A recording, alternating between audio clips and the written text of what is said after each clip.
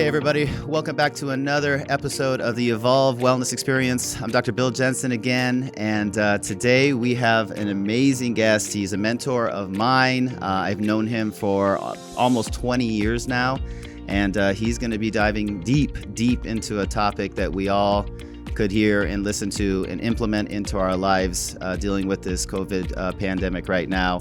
And that's Dr. David Neubauer, and he's going to be speaking to us about everything as it relates to happiness today. So enjoy the show, and you're going to love this one for sure.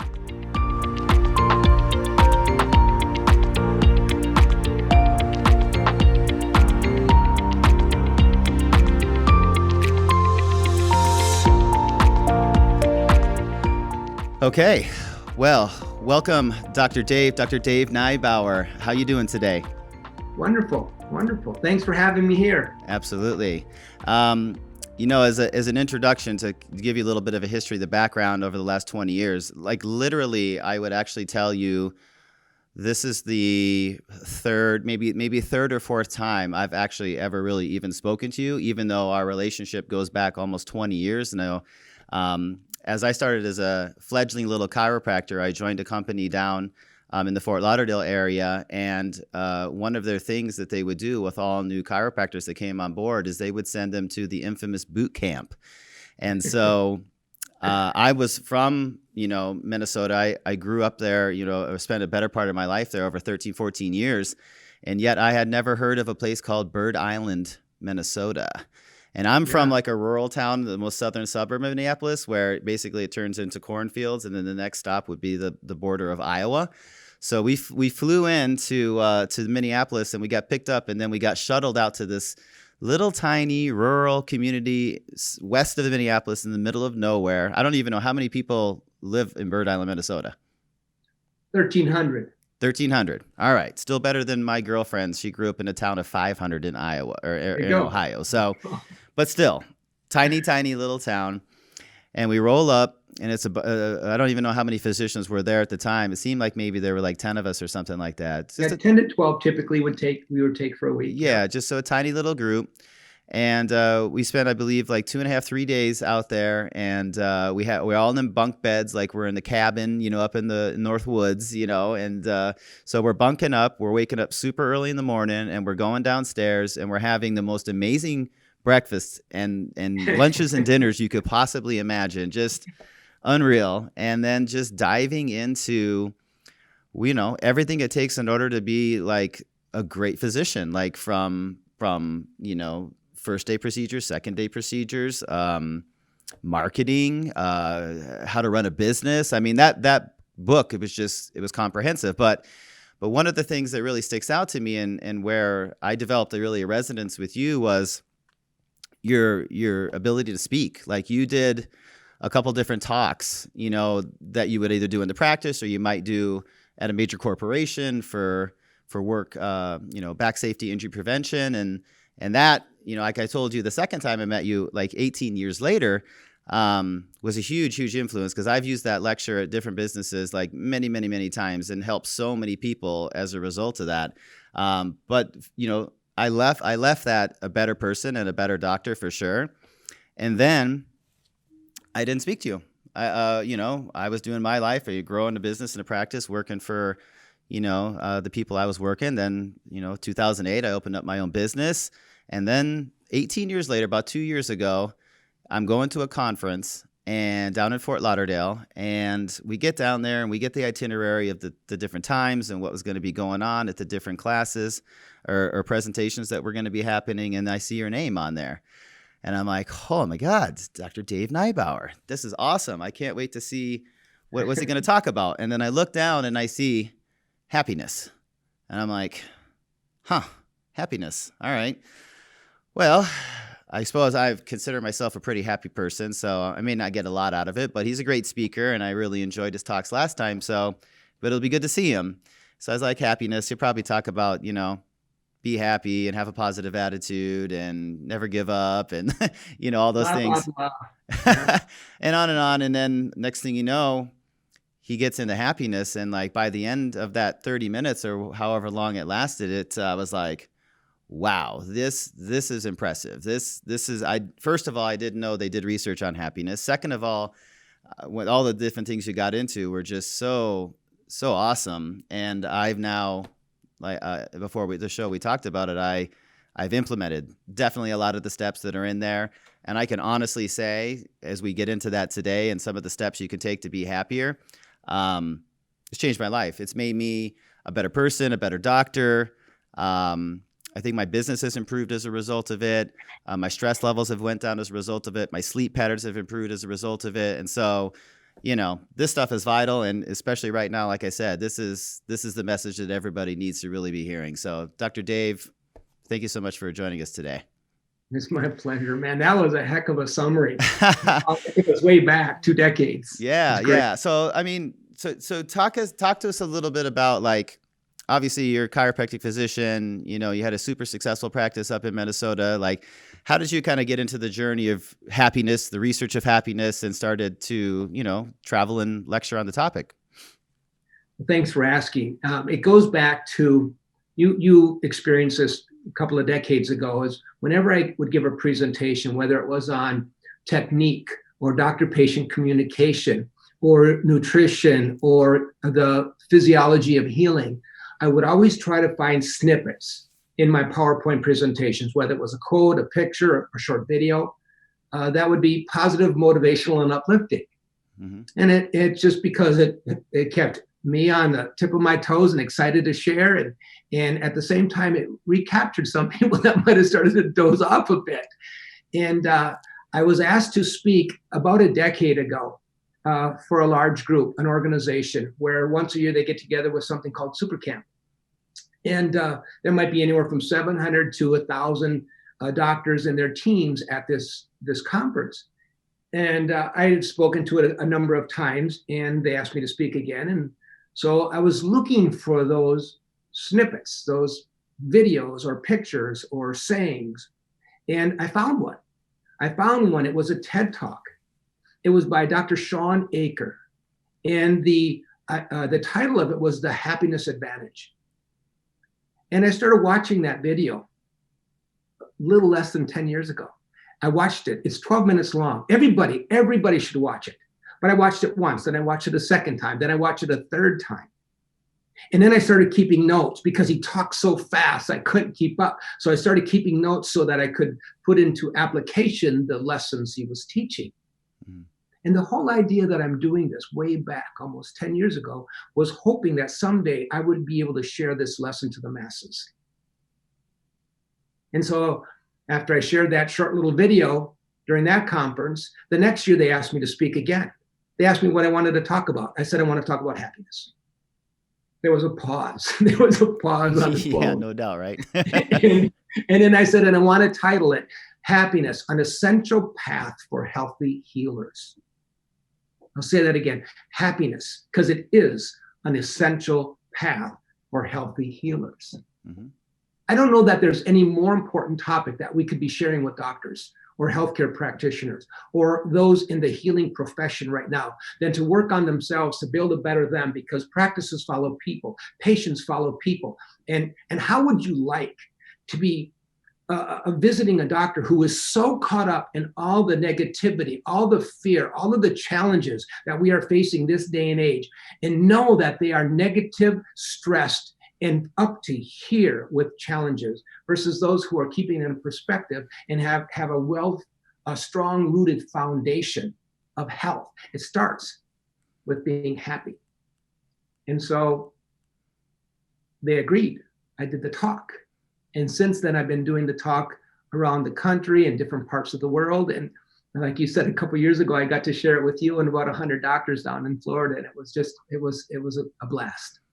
Yeah, no doubt about that. And that's, I always say, a rising tide lifts all ships. And so, at the end of the day, as the leader of my team, as it may be, and as the person who is in charge of the health of a lot of people that are coming to me and looking for advice and everything else, you got to be happy. You got to have a good attitude. You got to be motivational, and you got to be a role model, And so, yes, if you're coming in and you're not happy and you have a negative attitude and you're just not enthusiastic, like if you can imagine like going to work every day and just being miserable, being at work and everything else. I mean, I would never want to do that job, and people say you work too much. And I go, but I love what I do. Like I get excited to come to work every single day, and some days are better than others, but happiness. I mean, no doubt about that. That is the underlying foundation of everything which is built upon it. No doubt about it. Yeah.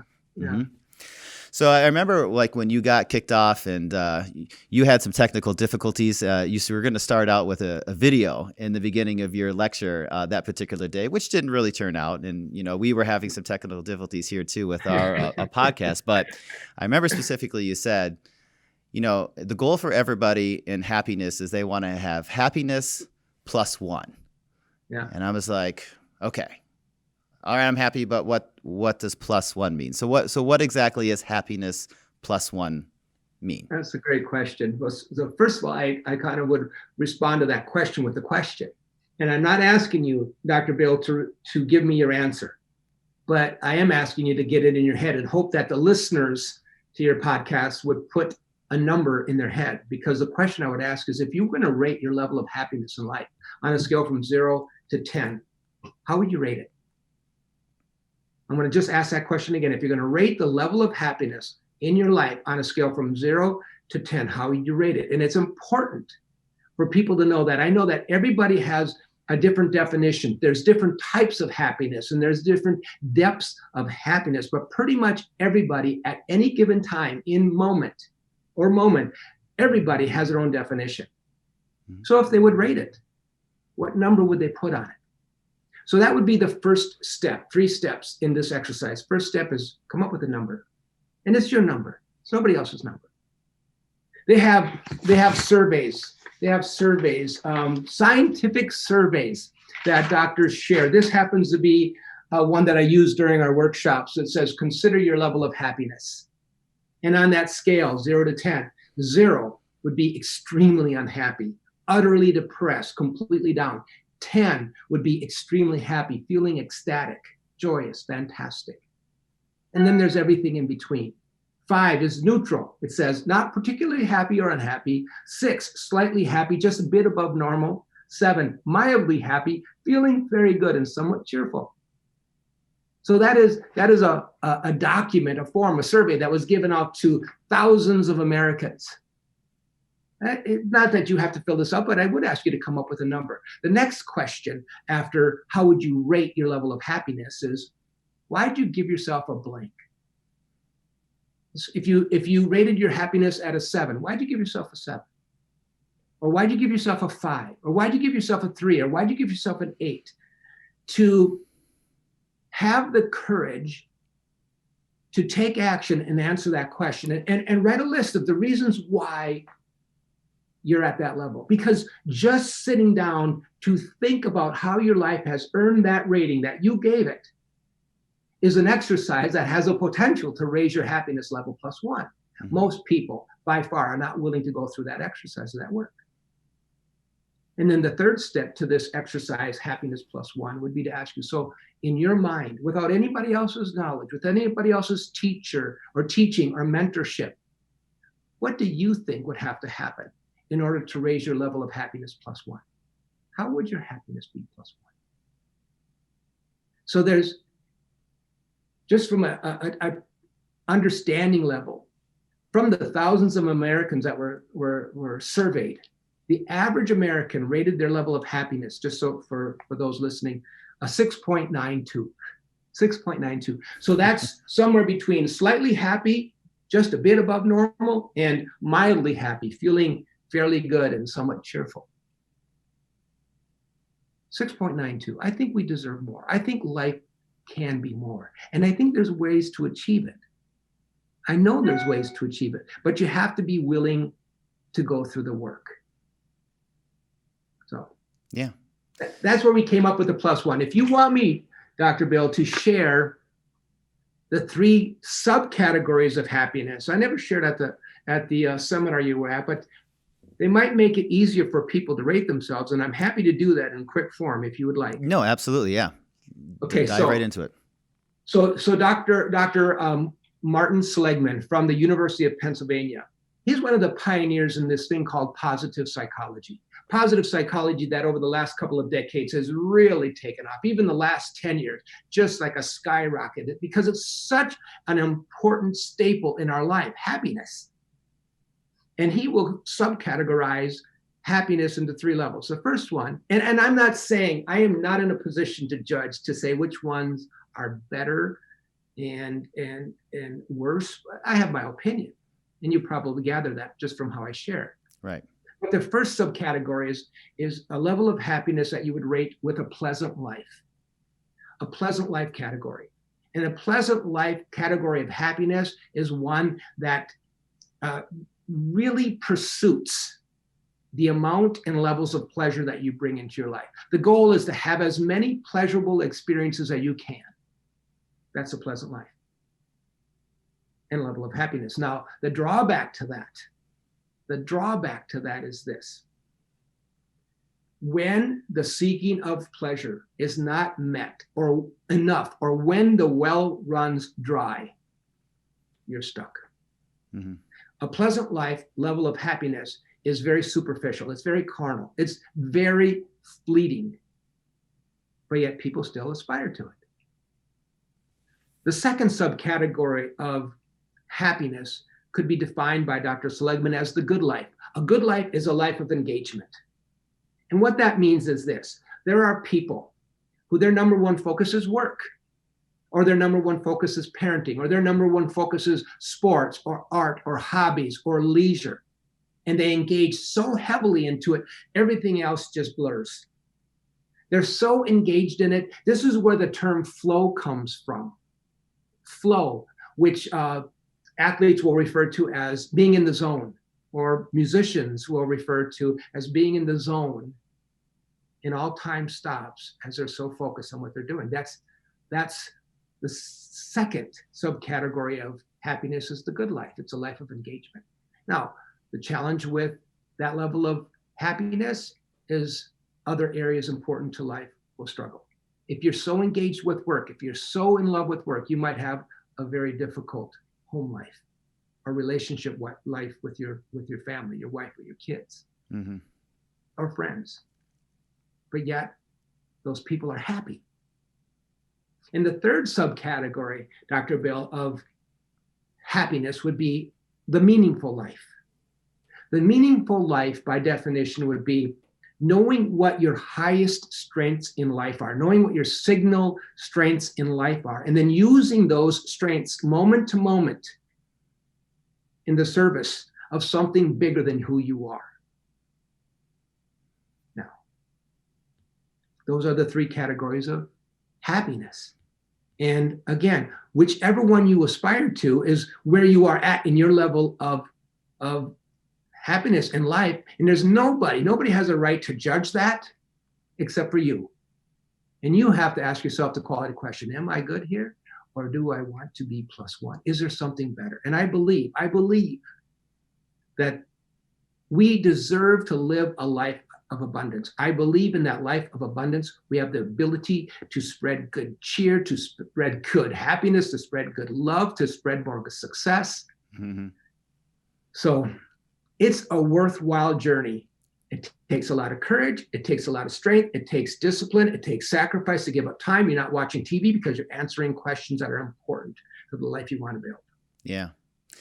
Yeah, I think that all too many times that people just assume that, happiness is just something that's given to you. It's not something that you need to work at or is earned and things like that. So, and again, that's just really the case when you talk about every different, aspect or component of somebody's life. They just think, it's supposed to be, it's my right, I live in the United States and I should be happy or not happy or whatever. And it's, but like you said, it's action steps, it's identifying challenges, problems, weaknesses, and then working at those things just like you would work at a relationship or work at any other thing in life. So exactly. Yeah, the most important thing I've always learned from people is that no matter what you want to improve in life, improve yourself first. And if you improve yourself first, then everything starts to happen as a result of that, So that's key for sure.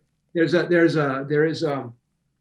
it needs to be clear to the listeners that I'm not saying to you that it is unacceptable to be sad at times, or to be challenged at times, or to be feeling worry or frustration. It's not. That's okay. That's part of life. You cannot separate sadness from happiness. They go together. Mm-hmm.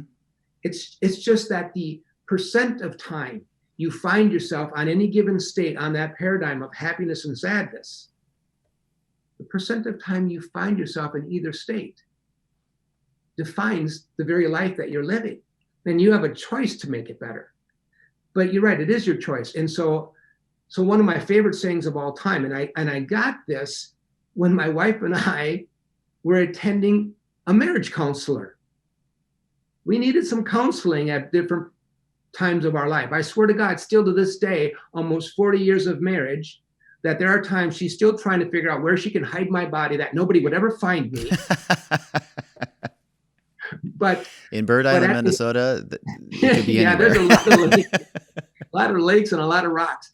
But that on the plaque of this very first counselor, when we walked into her office, I'll never forget it. I wrote it down 25 years ago, and it said this. It's an offshoot to the Serenity Prayer, Dr. Bill.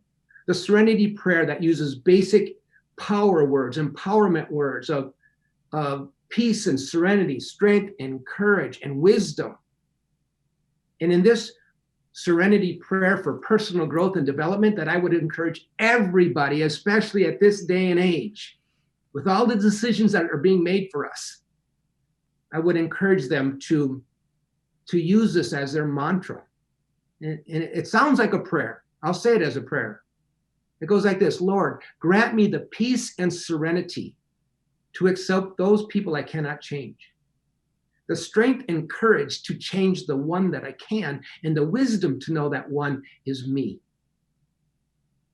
So we can't look to some sort of outside source. The problem with a pleasant life or superficial happiness is it always depends on somebody else.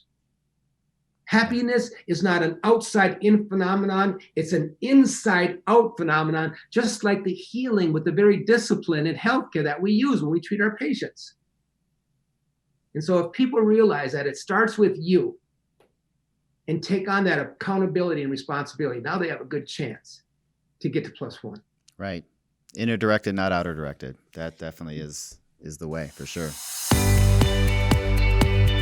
All right. Speaking about happiness, what you don't know, prior to me coming out here and recording this podcast today, was I got an amazing massage. Full body, 1 hour. Get my body right, get my mind right, get ready to go and talk to everything about happiness. Because if you come in and you like stressed and you got tight muscles and a tight neck and tension headaches or anything like that, you can kind of have your head in the game and be happy, but you're definitely not going to be as happy as you can be after a massage. So here's the good news right now.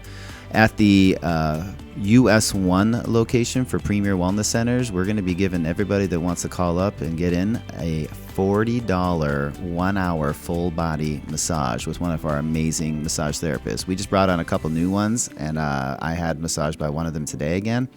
Unbelievable. So you can call the office at 772-879-8100. Let them know that you heard me on the Evolve Wellness Experience podcast and you want to schedule a 1 hour full body deep relaxing massage for only $40. So give us a call today or look us up on the website at premierwellnesscenters.com.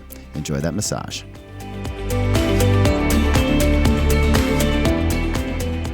You talked a little bit about, the Happiness +1 and how they handed out that survey to, thousands of Americans, in order to take that, I guess, 6.92 was the average happiness level, which, again, that's kind of like a C-, maybe a D+, and that's just not getting the job done, obviously, in school. So why would we accept that for our personal lives and what makes a big difference in our lives? So are there any other studies that are kind of interesting or unique as it pertains to happiness and how it affects individuals in their life? Short answer, yes. Mm-hmm. A bit broader answer, many. I'm going to tell you two quick ones. Two. Okay. There was a study, it's been done a number of times because there's enough people that make this possible and available for research and for science. I will ask participants in our workshop a question. So, what do you think will make you happier 1 year from now? You win the lottery. We could even say $100 million. You win the lottery. Or number two, tomorrow be in a car accident and rendered paraplegic in a wheelchair the rest of your life. What do you believe will make you happier 1 year from now? And of course, yeah, Dr. Bill, you would think that's an easy answer. And you would think 100% would choose win the lottery. Well, in true science, about 90% choose the lottery. And you might think, well, what's wrong with those other people? Well, they have their own set of beliefs and philosophy that maybe money is the root of all evil, or I saw what happened to my family. I'll never, ever, ever want to have that much money. They have their reasons. So 90% would choose A, 10% choose B. The reality is, because there's been enough people surveyed on this to really have these tough questions asked, 1 year following winning the lottery and 1 year following being in an accident and rendered paraplegic in a wheelchair the rest of your life, the rating of level of happiness in both of those groups is exactly the same. Wow. So just to reiterate, happiness does not occur by things that happen to you or circumstances that occur in your life. It's by how you interpret it. Now, the second study is the longest lasting study on happiness and adult development in history. It's over 80 years long now today. Wow. And what it is, it was a study that was done and began back in the 1930s. Another TED Talk where this was reported on, the author or the narrator is Dr. Robert Waldinger. Dr. Robert Waldinger. And if you look it up online, TED Talk, Robert Waldinger, and the title of it is What Makes a Good Life? And then underneath it, the subscript reads Lessons from the Longest Study on Happiness. And so they started this 80 years ago. And at the time, they had 724 men. It was a sexist study. It was just all men done. Over recent years, they brought women into it, which is fantastic. But back then, 720 men, of which now about 60 are still living. And the two groups they took, Dr. Bill, one, they took sophomores at Harvard University. Going to school, going to university, you would imagine that they're more privileged to be able to do that and afford it. The second group was struggling young men at the poorest neighborhoods in Harvard, or in Boston. Sorry. Mm-hmm. So struggling young men, teenagers, in the poorest neighborhoods of Boston. And what they did is they didn't just survey these people and ask them questions. They actually did tests on their health. They did blood tests. They did physical examinations. Of course, they did mental surveys. Mm-hmm. And they were able to watch them. Normally, research studies, they don't go over 10 years because either people die or the directors, lose interest or funds run out. They stop. But this one's gone on for 80 years. And they've watched people at 17 years old and then 30 years old and then 60 years old and then 80 years old. And they've been able to, as technology has advanced, they've been able to do more medical studies on, brain scans and capacities, functional movements, all sorts of things. They watch people in both groups start on the bottom or middle of the ladder and rise to the very top. And then they've watched people that have made the journey in the opposite direction, as Dr. Waldinger will share. But the biggest thing, and I wrote it down here, the biggest thing in terms of the lessons that they've learned from the oldest study on health and happiness done in probably the world is this. And it is especially pertinent today. I get goosebumps when I want to share this information because the number one lesson they got from this study, or that they've received from this study, is that good relationships keep us happy and healthier. That social connections are really important for us, and that loneliness kills. People who are socially connected to family and friends are much happier. They're physically healthier and they live longer than those who are less well connected. It was back 5 years ago in 2015 that at any given point, you would survey Americans, 1 in 5 American would say, I'm lonely. That was 5 years ago. How much more has it risen today in this pandemic? Oh, exponentially. I mean, it just boggles me. It boggles my mind.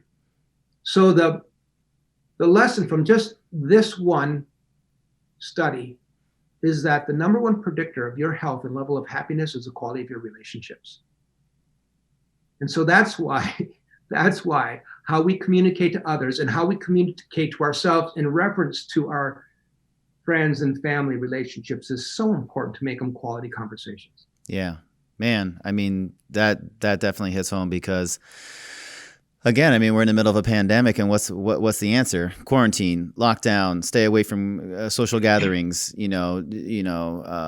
I'm passionate about a couple different things on a social setting. I'm really passionate about going to sporting events. I'm really passionate about going to concerts and stuff like that, and seeing artists and seeing excellence and greatness, and and then that's gone, and you can only have 25% of the people go into the place at a time, or just even the social settings. Sometimes as it pertains to going to your favorite local restaurant that you always go there and you see the same servers and the same chefs and the same people and you're hanging out, and it's just a good way just to relax and enjoy time. And we don't have that going on right now. And then it's not just about that. You talk about, how does that influence your immune system, and just, when you're being depressed and you got cortisol and you got stress and you're not sleeping good and you got anxiety and your immune's depressed. And that's obviously the opposite of what you really want in the middle of a pandemic, is a depressed immune system. So yeah, we got to get back out. I mean, there is safely and cautiously, but we've got to get back out and be in a social community, because we're social beings for sure. Yep. Advantages, so obviously we speak about some of the advantages of being happy versus being unhappy, but what are some of the studies and stuff like that also shown as it relates to, a happy person? Do they have advantages, physically, Absolutely. personally, in business, like any of those aspects? Well, first, let's talk about your personal advantages to being happier. Mm-hmm. Number one, happy individuals live on average 9 years longer than those who are negative, neutral, or stressed. And again, research supports that. Those who would participate in this study, I'm pretty sure I wouldn't do it, but there have been those subjects who participate in the study where they received a flu shot, and immediately or shortly after the flu shot, then they had blood drawn to check for the antibodies that were created as a result of that vaccine reaction. Individuals who are happier compared to those who are negative, neutral, or stressed showed a 50% more increase in the production of antibodies compared to the average. Wow. For productivity, happier people versus those who are negative, neutral, or stressed are 31% more productive. They get more done. People who are in sales make 37% more in sales, and doctors who are happier versus those that are negative, neutral, or stressed come up with a proper diagnosis, the correct diagnosis, 19% faster. And so the take home for those who are not doctors or those who are not salespeople is this: a diagnosis is a label of a problem. And all of us have problems. Problems are inherent to life. That doesn't make it a bad life, it just makes it our life. The sooner you can pinpoint the cause of that problem, the sooner you can make the correct diagnosis, the sooner you can focus on the solution. So you don't have to be a doctor diagnosing patients to benefit from being happier. Although I will tell you this, as you talk about the challenges we have, the number one profession prior to this pandemic that suicide tragically ended our lives was the medical profession.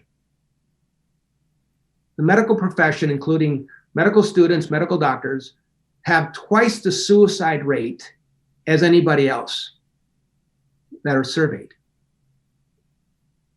And yet we're the doctors, or they're the doctors, we're the doctors that are treating people. And so to be able to pinpoint the challenges and the problems that we have and focus much more of our energy on the solutions versus just being so consumed by the challenges and the problems makes a huge difference in our mental and our physical health. Mm-hmm.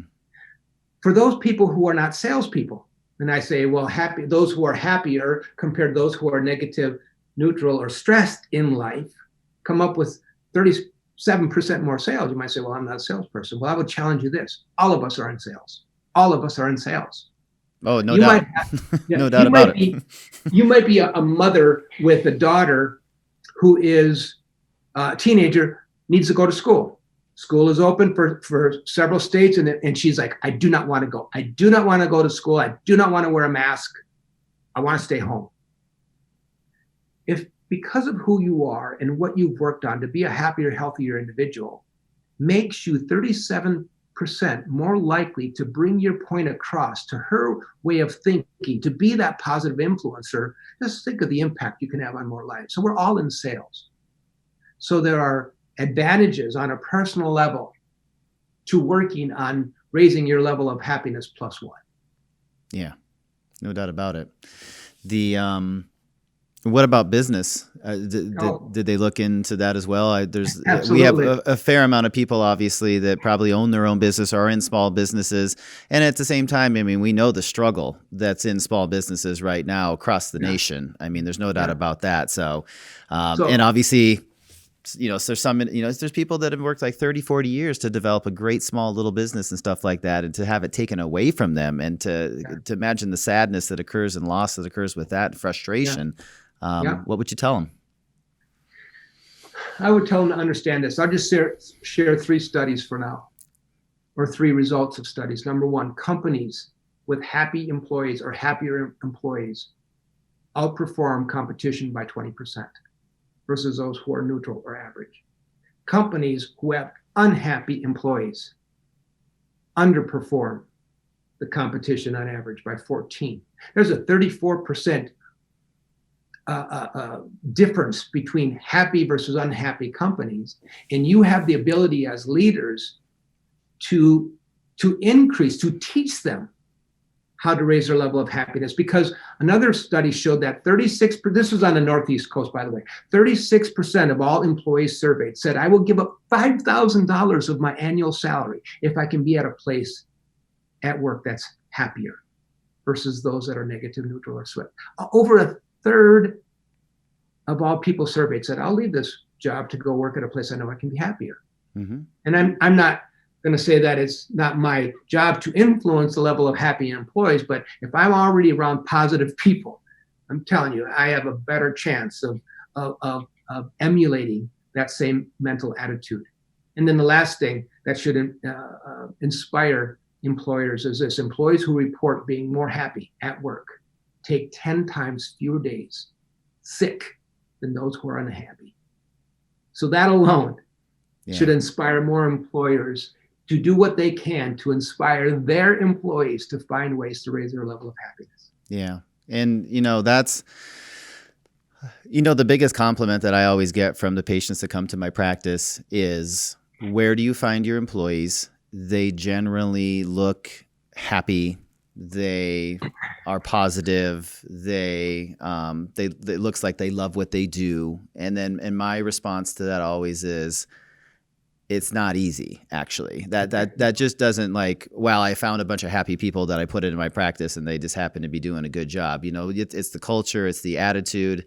And it's a fine line, because you can't let them get away with anything they want to get away with just to make them happy either. I mean, it's got to be good for the business and good for the employee. But I think our practice is as successful as it is just because of the employees that we have.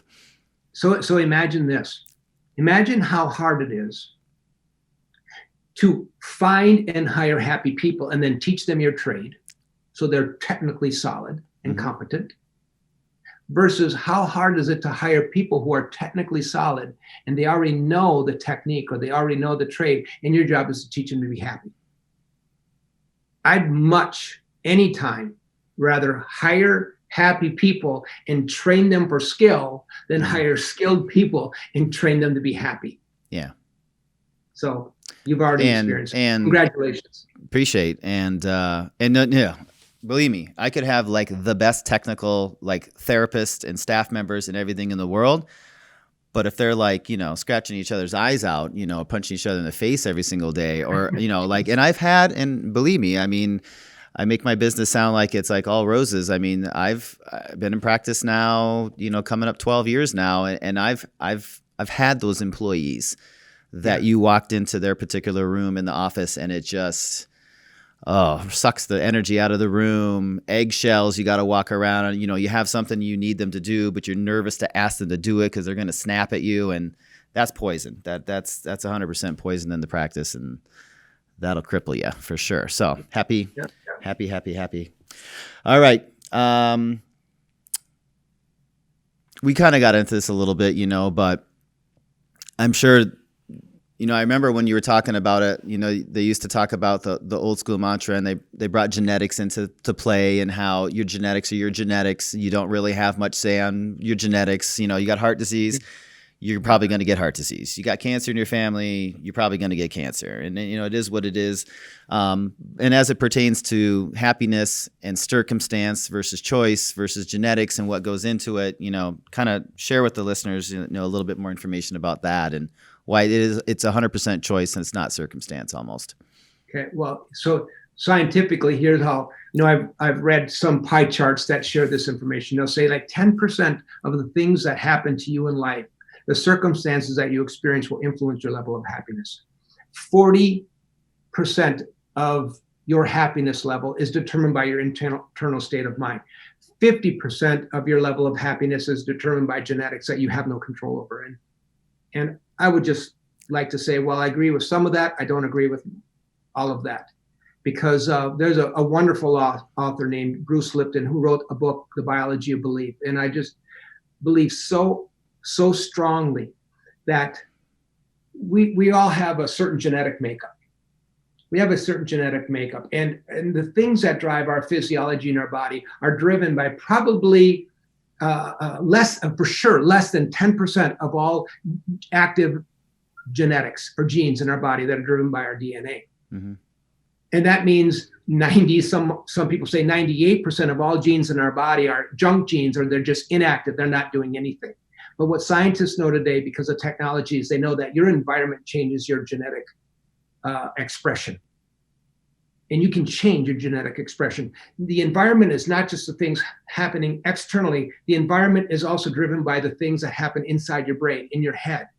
And so it's possible to change your stars. It's possible to change your genes. You just have to be willing to work on the things and do things differently, like what you've done since we've had our seminar a couple of years ago, to change that environment internally, which then starts changing how it's externally expressed. Mm-hmm. So I would encourage people to realize that, 10% of this thing called your life, in your entire life, 10% of the things that occur and circumstances that occur, you have no control over. They happen. But I think respecting this 90-10 rule, that even though 10% of the things that happen in your life you have no control over, your life, or this thing you call your life, is expressed 90% of the time by how you react to the 10. Mm-hmm. And it's a choice. You can't control the weather. You can't control stoplights. You can't control somebody cutting you off in traffic. You can't control some stranger's decision or the way they think and the actions they take. You can't control it, but you can always control how you react to it. And it's a choice. I'm not saying it's always an easy choice. It's a choice. Mm-hmm. And if you're willing to work on it, just like if you're willing to pump iron or improve your lungs or improve your heart, it's a great mental workout. Yeah, no doubt. As is the case with almost everything. It's a mental workout. It's a game. I heard a podcast the other day, and they were just, he had a good perspective. He says, everybody should really look at life like a game. Like you want to get to the next level, what obstacles and challenges do you have to get through in order to get to the next level in that game, right? And there's going to be setbacks, and there's going to be problems along the way, and it's never going to be an easy, smooth ride. And 99% of the time, you're never going to succeed on that first try, for sure, to get to the top level and end the game. But if you look at it like a game and treat it like a game, make it fun like a game, it's a lot cooler journey along the way. So when Yeah. we talk about the journey, you talk about, I heard your lecture and implements the steps. Go through some of the steps that you would recommend a listener out there, says, what easy steps can I kind of start doing today and implement into my life in order to make these changes? I'm going to mention a number of them and hope that people will just start to consider, not just consider, but actually take action on these. The first one I'll mention is the process of think and think. To develop the habit of every morning before you get out of bed, and every morning before you fall asleep, when you put your head on the pillow, to get in the habit of these 3 words, think and think. Think about the blessings you have in life. Think about the things that so many people do not have in their life, and thank your creator for them. Think and think. There is nothing more powerful than to raise your level of happiness and help you deal with difficult circumstances than coming from a point of appreciation and gratitude, or gratitude and appreciation. The moment you develop that and master that skill of think and think is the moment that you absolutely move in the direction of +1. Mm-hmm. And an extension of that mental process of thinking and thinking is go through the physical process of journaling it. To journal it. I challenge the 30-day challenge that Dr. Aker challenged people to in the Happiness Advantage TED Talk, is to, for 30 days in a row, don't just think and think, but write it down. Write down 3, 4, or 5 things on a daily basis every day as part of your morning ritual of things that you're grateful for or things that you appreciate. And at the same time, write the best thing that happened yesterday. Just sum it up. Can you imagine? I know you can because you've been doing it. Mm-hmm. The influence on journaling those things that you're grateful for and the best thing that happened to you yesterday. What it does for your happiness hormones that are released into your blood that influence your brain, and what it does for the law of attraction that brings more positive your way.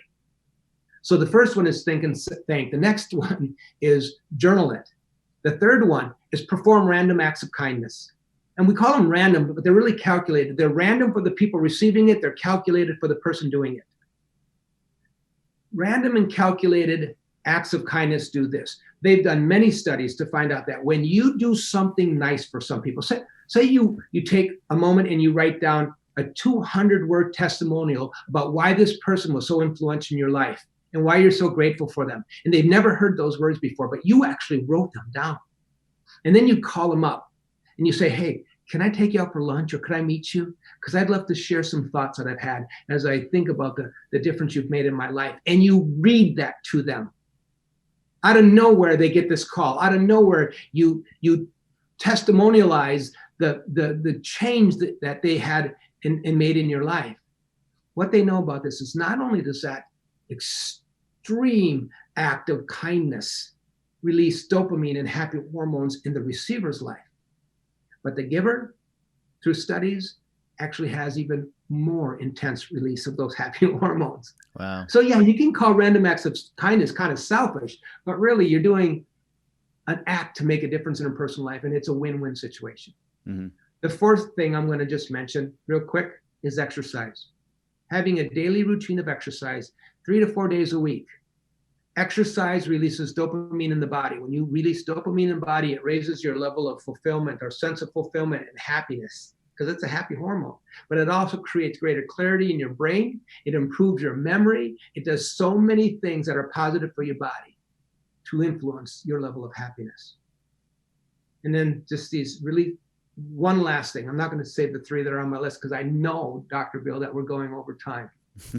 No worries, man. All day long we could sit here. This is awesome.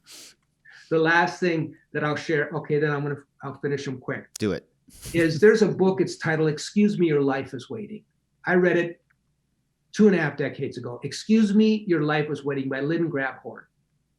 And at the very end of her book, she challenged me and every reader to come up with a thing, an experience, an event, a moment in your life that when you think about that, you write it down. You have the courage to write it down. And then you think about that no matter where you are in your life. You could be at a funeral of a dear friend or loved family member, and you think about that, and it will change your chemistry It will change your chemistry. So I read that and I actually did it. I wrote down a thing on that favorite list of mine. Well, one thing. And I wrote my daughter's name, Anne. Anne is now 30 years old. But when Anne was 4, 5, 6 years old, somewhere around there, she would walk in her sleep. And there were times where she would sneak into our bedroom and she would cuddle up next to her mom who was sleeping next to me. And there are at least a dozen times in my life when I woke up to my bed shaking because my daughter was laughing in her sleep. And when I think of that even now, my eyes start to well up. I get a little choked up because it's such a happy moment. And so after I wrote that, then I'm like, well, that's one thing. I can have more. So then I started more on my list of favorite things. And I have that list of favorite things. I've had it for many years. That at any given moment, I can look at that list and it will change my physiology. It will change my attraction of positive energy and positive, energetic people. So then I've expanded that to have a list of my favorite sayings. And I have a list of my favorite sayings and quotes and songs. At any given moment, those things can change my heart, my physiology, my energy, and my level of happiness. That's amazing.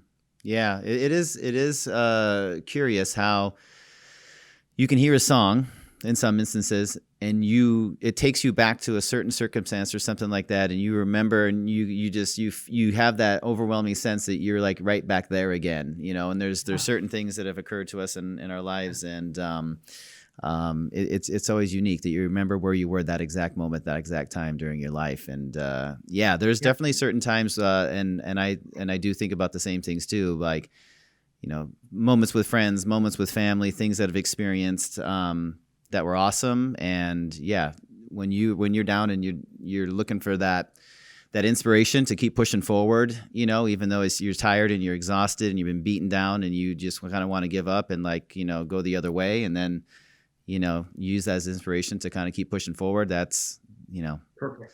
Separates the winners from the losers. There's no doubt about it. But if you've given a lot of different references and things like that, of TED Talks and everything else today. If people kind of want to dive deeper, just with some of the stuff that we spoke about today, are there certain books or certain sources or certain sites that you would recommend that they check out, to take a little bit deeper look into it? Here's a number of ideas. First of all, if you want to be happier, ask Siri. Sometimes I get a little nervous when all of a sudden my phone will pop up and Siri will say, "I'm sorry, I didn't hear that." That gets me a little nervous, but I think a happy life is a transparent life. The less we have to hide, the more open we are, the more vulnerable we are, the more we open ourselves up for love and appreciation. And so that's a whole nother topic. But the internet, going on the internet and typing the science of happiness or ways to improve my level of happiness, just searching the internet. TED Talks. Oh my God. There are so many talks on happiness in TED Talks. Dr. Dan Gilbert, Dr. Marty Seligman, Dr. Sean Aker, Dr. Robert Waldinger, Dr. Matt Killingsworth. There's so many lessons that are, 10 to 15 minutes, that if people can listen to those videos instead of watching other shows on TV, that it could be productive, but most of the time they're just taking up time. Mm-hmm. Those things can definitely enhance a life. Marty Seligman started this positive psychology, and he's got a site, AuthenticHappiness.org. AuthenticHappiness.org. He wrote a book titled Authentic Happiness, and it's a fantastic book. And of course, happiness podcasts. If people like this information, for them to think they can watch it once and get it all, I would challenge them. Watch it 2 or 3 times. That means you have to put up with, same face and the same tone and the same lessons. But the more you watch it, the more synaptic occurrences happen in your brain, the deeper it drives into your memory, and it's more likely than to be practiced. And so I would encourage them to, look up podcasts. I mean, Spotify's got, ones in yours. Listen to your podcasts over and over again, and just gain the benefit. Yeah. And I guess as it pertains to anything you're going to start doing, I always encourage, start with the one thing, what's one thing you can do today in order to take that step forward? Is it the think and the thank? Just don't, if you get most people like fail because they try to do it all 100% all in, like at the same time, and then they get overwhelmed, and then, but pick one thing that kind of resonates with you today that we spoke about. Start consistently putting that into play, and once that's kind of on autopilot and it's just like second nature to you, then add another one and add another one and add another one until you kind of get the whole repertoire into your lifestyles. And believe me, it's not, again, after I implemented some of the stuff that Dr. Dave spoke about today into my personal lifestyle, obviously it wasn't like the next day all of a sudden everything started going smoothly for me and everything. But, I always say it takes a 90-day period of anything. You're going to eat, you're going to change your diet. It takes 90 days for really to make a nice transformation. You're going to start working out. It's going to take about 90 days to get in really pretty decent shape, right? And just like this is too, it takes about 90 days for everything to start working. You're resonating with you, changing your lifestyles, changing your outlook, changing the people around you. But if you do that, like Dr. Dave says, and I promise you too, it'll be amazing for you, your family, everybody around you, and they'll see it's a different person, within 90 days. Well, Dr. Dave, man, I tell you what, we got to do this more often because, again, every time like we get together and I talk, we're at the conference or at Bird Island, Minnesota, or today via Zoom. It's transformational for me, and I really appreciate you. Thanks for making such a positive influence on my life. I know you've made a positive influence on thousands and thousands of doctors' lives and people out there, and hopefully this podcast now can continue to get your reach out to many, many more people that need to hear this message, and will benefit them from here on out. I appreciate being here. Thanks for the opportunity, Dr. Bell. It's great to be able to talk with you like this, and I hope it does. I'm pretty sure it will have an influence on people. All right. Thanks, Dave. Have a good day.